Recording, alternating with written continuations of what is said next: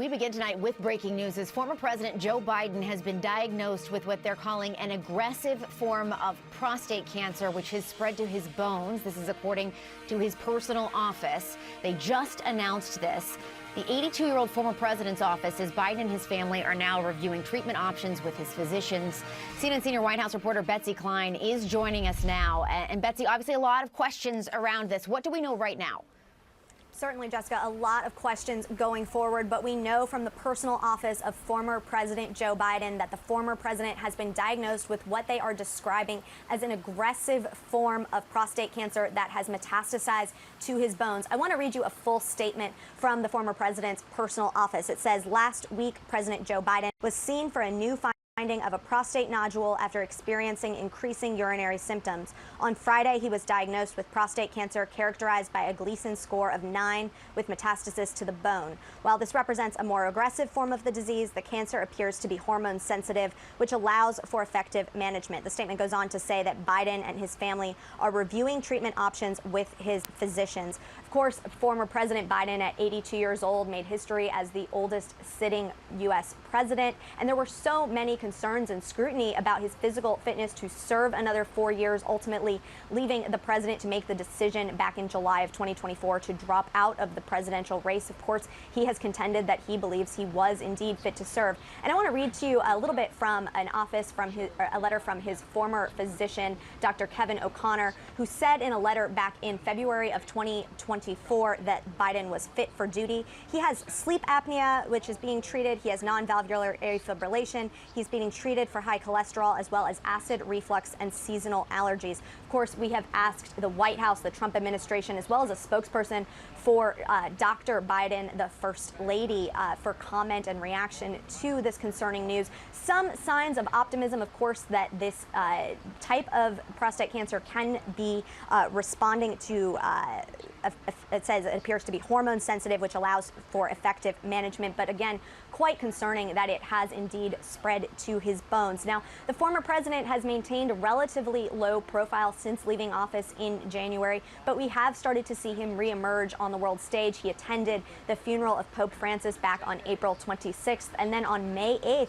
he was featured as a guest on The View alongside the former First Lady Jill Biden. Now, we do not know where the former president is being treated, but he is in Wilmington this weekend with family, according to a source familiar. And of course, cancer and curing cancer is something that is so near and dear to the former president. Back during the Obama administration, after his son Beau Biden died of glioblastoma, an aggressive brain cancer, the then vice president established the Cancer Moonshot, which was an initiative with a goal of ending cancer as we know it. It was reestablished in 2022. So again, very concerning news, some signs of optimism, but we will be tracking this quite closely, reaching out to all of our sources, Jessica, and bringing you the latest updates as we get them. Yeah, and Betsy, again, just underscoring, this is breaking news. We're still seeing this all kind of play out. But what about public support for the former president? I noticed some people are starting to make public comments on this. Yeah, we are starting to see an outpouring of public support. Again, we haven't heard anything just yet from the White House. We have asked for reaction, but we are going to be watching all of these, it's shocking news, and hearing from some of the president's top allies, advisors, former staffers, those that I'm talking to on text message, all exhibiting a lot of shock and concern and really sadness about their former boss, just writ large. Really very concerned about what this news could portend, of course, what his treatment is going to look like, and how this is going to progress. Certainly, yeah, no, this is shocking news, especially for those who are close to him, who've worked with him for a long time. Betsy Klein from the White House, thank you so much for that latest reporting. Stay close. We'll check back in with you. I want to bring in CNN medical analyst Dr. Jonathan Reiner. Dr. Reiner, thanks for being here with us. I really want to drill down into kind of getting some context around what this diagnosis can mean. I'm not a doctor, you are, and that's where I think you can help us here. So what does this diagnosis say to you, and help people understand how serious this is? Well, first of all, Jessica, my thoughts are with the former president. Anyone who's ever heard a physician tell them that they have cancer understands how uncertain and disorienting and terrifying these times can be. So my thoughts go to the former president and his family. So prostate cancer is extraordinarily common. About 1 in 8 men in this country will get prostate cancer during their lifetime. And the outlook I think depends a lot on the cell type and how responsive it is to hormone therapy. What we've heard so far, sort of bad news and good news. The bad news is that his Gleason score, which is how the pathologists grade the aggressiveness of the tumor by looking at it under the microscope, was quite high. The Gleason score goes from 1 to 10, 1 being the best, 10 being the worst, and his tumor was graded as a 9, so a very aggressive form.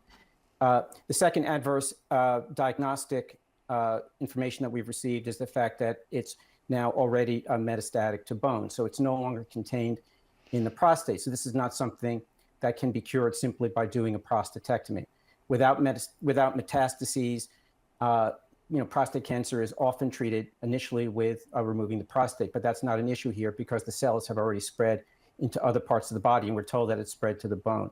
But there are treatment options where the good news is that we're told that the former president's particular tumor appears to be sensitive to hormone therapy.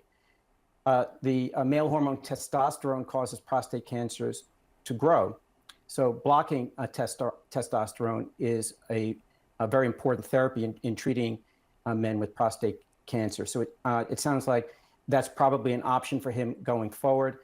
There are really a large array of potential therapies for people with metastatic prostate cancer, including immune therapy. This is really cutting edge new therapy where you're basically training someone's own T cells, T immune cells, to go after the tumor. There's more traditional chemotherapy. So there are a lot of options going forward. So there are a lot of things to do. CNN Chief Political Correspondent Dana Bash is joining us now by phone. Dana, thanks so much for jumping on and being here with us as we're learning more about this breaking news. I'm curious what you're hearing as I'm talking to people who worked with Joe Biden and obviously knew him. They're surprised and they're sad, frankly, to hear this news.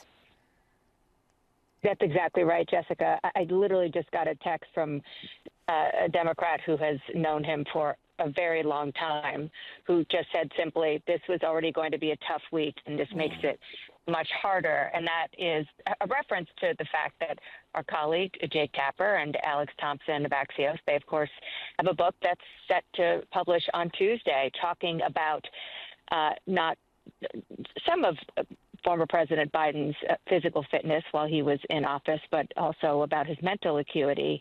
And the idea that now the world is looking at President Biden and knows the fact that he has a very, very big physical challenge ahead of him, which is cancer and fighting cancer. But what has occurred to me is that the stubbornness that is kind of a hallmark of his personality, one that I witnessed covering him when he was a United States Senator for, 10 plus years when I was covering at Capitol Hill when he was still there before he became a vice president, and then continue to have that sensibility in all ways. That's going to serve him well here, Jessica. That's going to serve him very well because he is a hard-headed guy, and that means that, cancer is going to have to try a lot harder to get in his way. And the fact that we have been hearing from medical experts, including Jonathan Reiner, who was on with you, and some of those Betsy was just referring to that our medical team was in touch with. And even according to the statement that the former president's office put out, yes, it is in his bones, and that is just horrifying.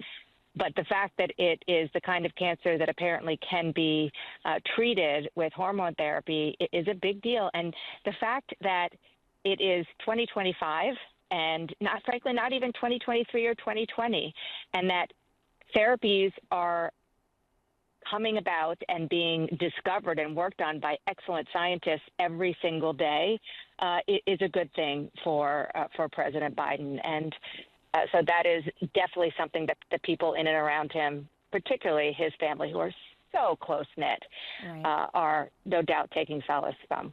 Yeah, Dana, I want you to hang with us for just 1 second. I want to go back to Betsy Klein at the White House because I believe President Trump has put out a statement. Betsy, what's he saying? Yeah, Jessica, we got a very brief statement from President Donald Trump, who is here at the White House this weekend, expressing his concern and good wishes for former President Joe Biden. Just want to read it to you very quickly. He posted it to social media. Quote, Melania and I are saddened to hear about Joe Biden's recent medical diagnosis. We extend our warmest and best wishes to Jill and the family, and we wish Joe a fast and successful recovery. Of course, the last time the two of them were seen together was at the funeral of Pope Francis back on April 26th. They've had such a contentious relationship, but really a moment of solidarity, expressing his concern and well wishes to his predecessor.